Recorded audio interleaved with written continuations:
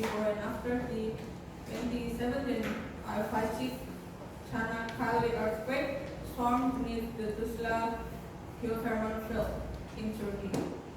Let's welcome.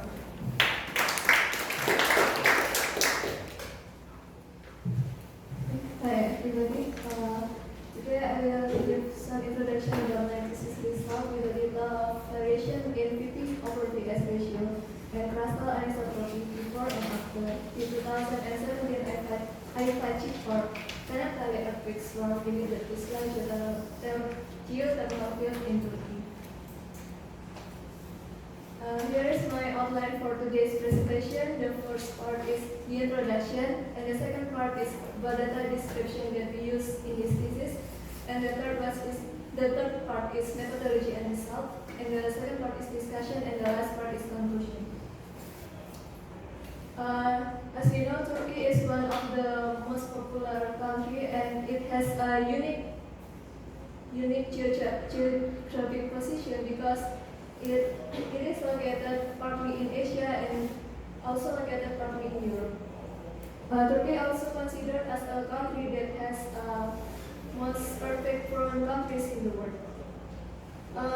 Also, in 2017, there was an earthquake storm that began in the western part of the Turkey around this area. And here's the map of the Turkey, and the storm began around in the western coast of the Turkey around this area, and the storm is also has some previous small events that occur around the end of 2016 and continuously occur until the earthquake storm began.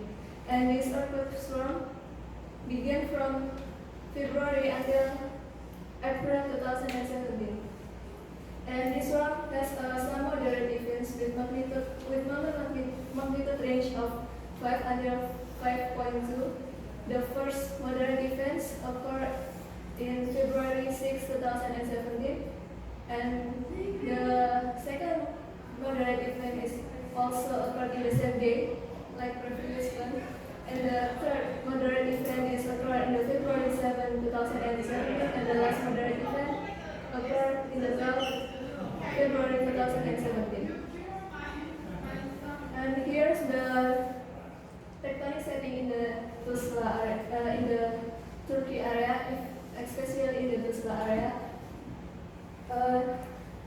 The earthquake occurred in the Biga Peninsula area around this part, and this part is affected by the segment of the North Anatolian Fault that has happened from the south, from the west of the Turkey until the east of the Turkey. And also for this area has some complex tectonic setting, such as there is a Tuzla fault over here, and also there is a Baba Burnu fault over here, and also the Gulpinar fault and Ketanbak fault. And also in the location when the storm occurred, there was also some active geothermal area that operated from 1966. It's a Tuzla geothermal field. And this Tuzla geothermal field located in the northwestern Anatolia, 60 kilometers south of the Çanakkale and 5 kilometers from the Aegean Sea. This Tuzla geothermal field has two deep exploration wells were drilled in 1982 and 1983 with a depth range of around 800 until 1 kilometer. And the question is, was the storm that occurred on the 2017 is connected with this Tuzla geothermal field in this region? So we did some analysis, and we used data from some networks.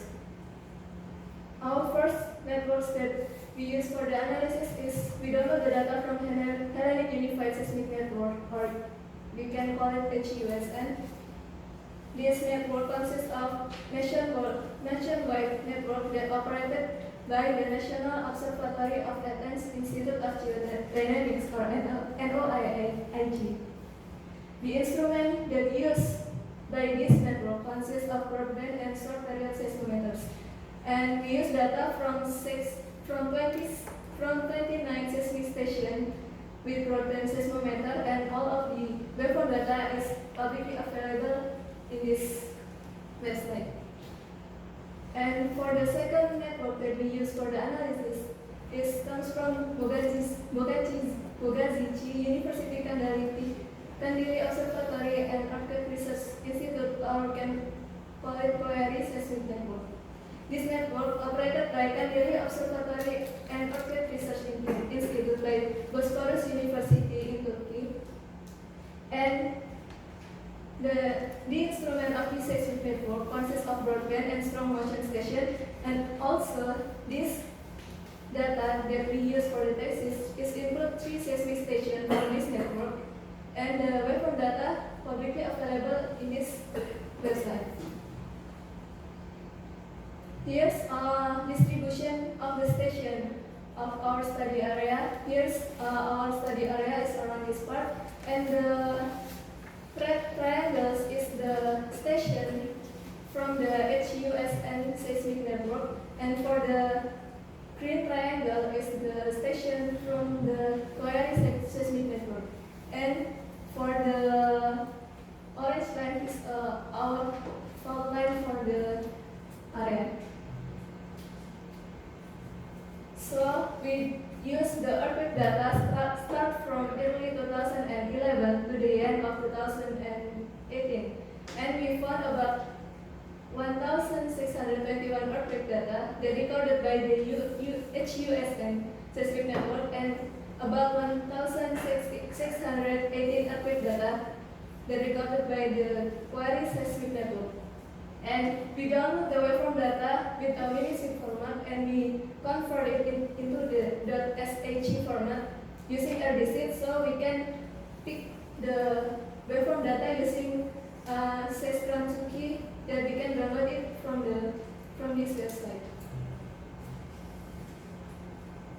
And our methodology and result is include these sums as the first we locate the earthquake data using absolute location, and then we precise the location using relative location, and we did the analysis for the VP over VS ratio, and also for the crustal anisotropy, and also for the bleed value. For the absolute location, we use the non-remote package that are freely available at this website. And for this package, it's a set of program that contains for velocity model construction, travel time calculation, and probabilistic nonlinear global-set earthquake in 3D structure, and also for visualization of 3D volume data and location result.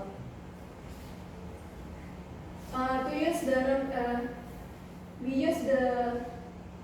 use this package to calculate the location of the earthquake after we reconstructing the posterior probability density function of PDF through the sampling of the solution space using the Octree search algorithm.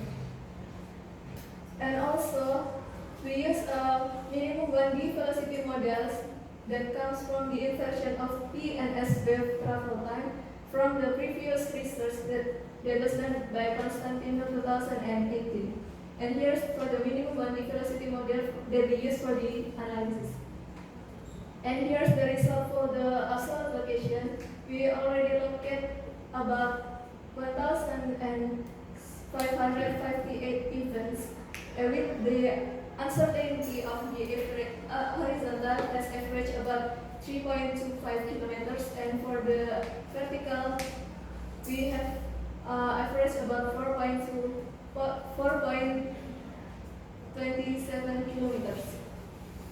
And here's the distribution of the earthquake that we already locate using the absolute location, and the distribution and the color of the event, it shows related with the depth of the events. After that, for further precise the earthquake location, we implement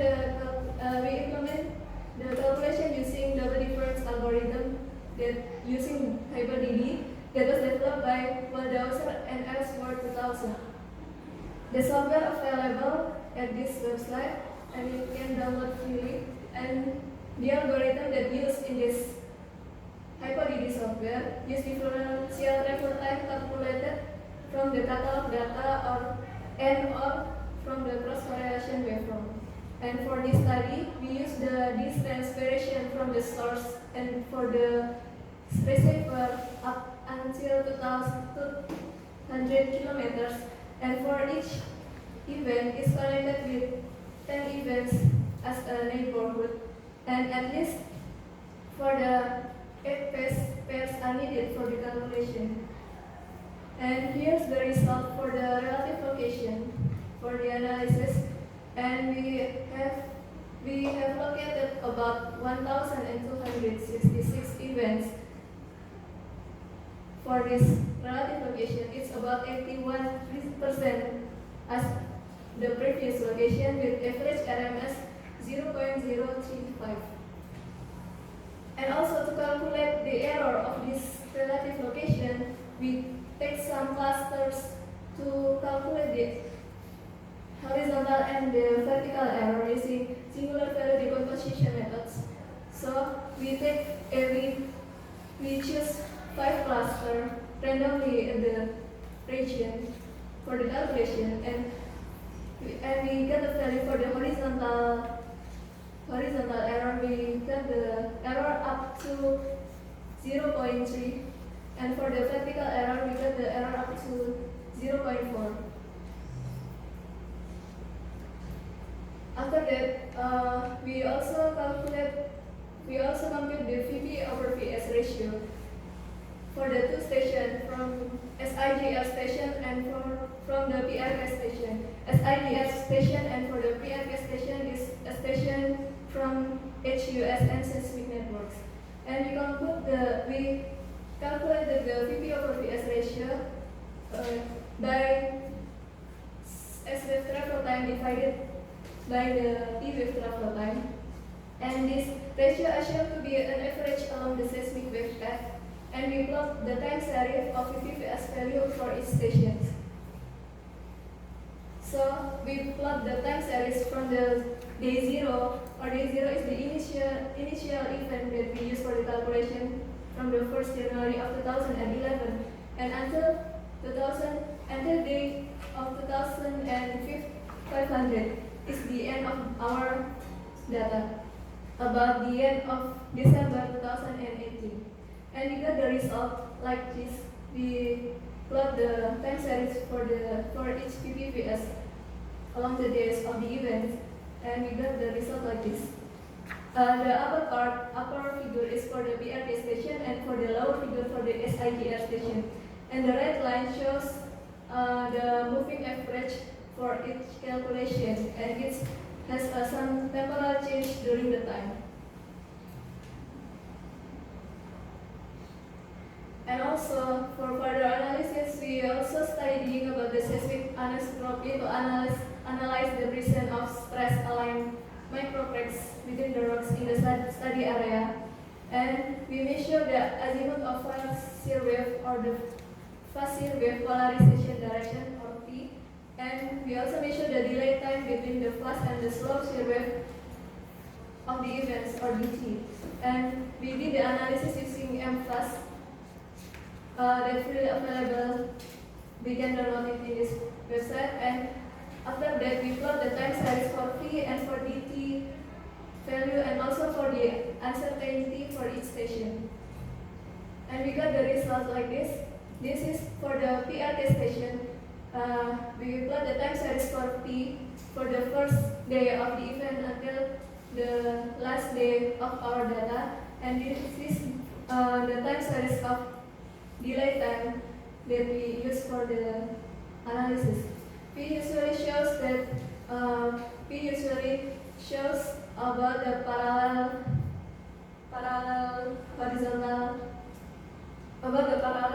active fault system in the region, and for DT shows the density of the cracks in the region. And this is for for the SIGR station, the same as the PM discussion before. And also we analyze the B value and its uncertainty.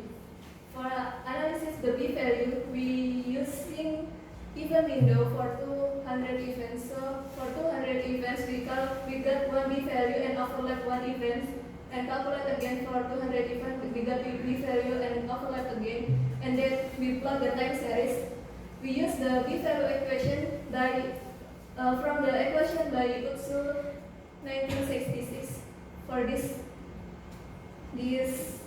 equation, and we estimate the error of the B value using a C and bulk equation like this equation, and we get the time series of the B value from the early days of our analysis until the last days of our analysis.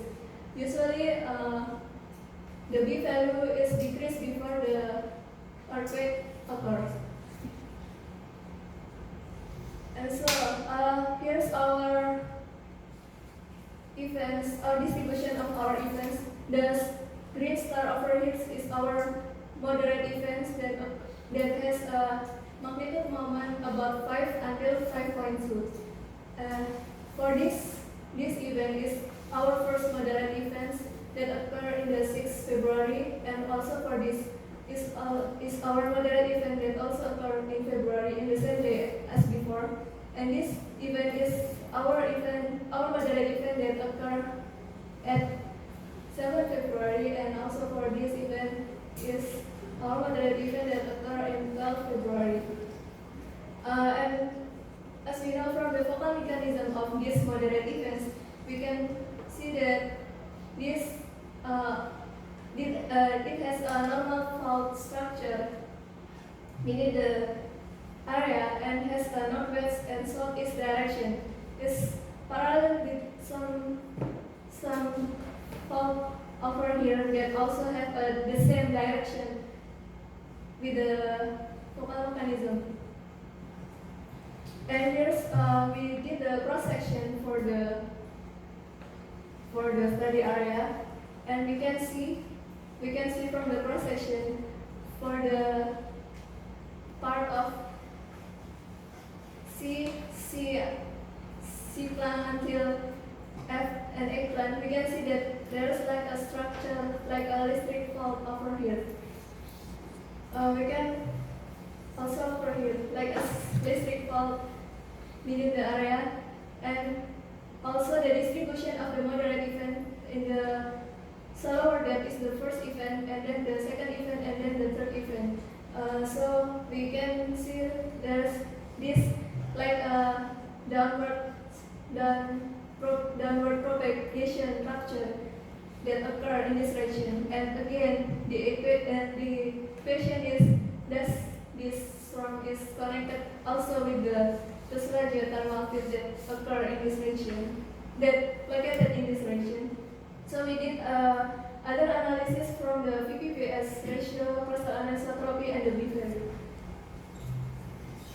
Here's our data for the VP over VS, DT, delay time for the fast survey direction, and for the B value.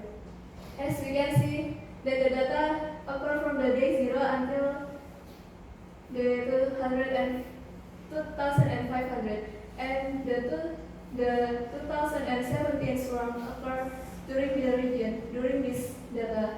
As we can know that there are a lot of events occur in this day, and we can know that before the storm, the VP over VS value is usually is normally stable,